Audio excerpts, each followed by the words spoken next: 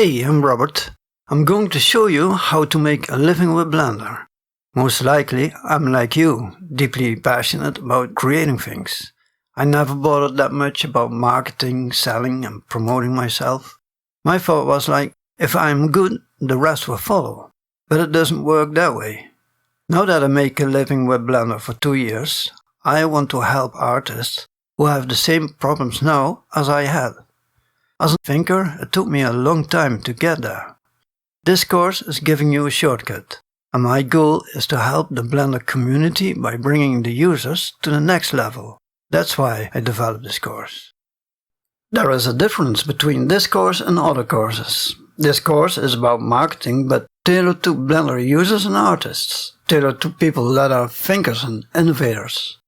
I paid a lot of attention to the structure of the course, and some lectures gives you an experience rather than only information. First, I'm going to show you what mindshift you need. Then I give you tools to find ways to make a living with Blender, what's out there, and what your passions are. Next, we prepare for marketing, discuss marketing styles and common pitfalls.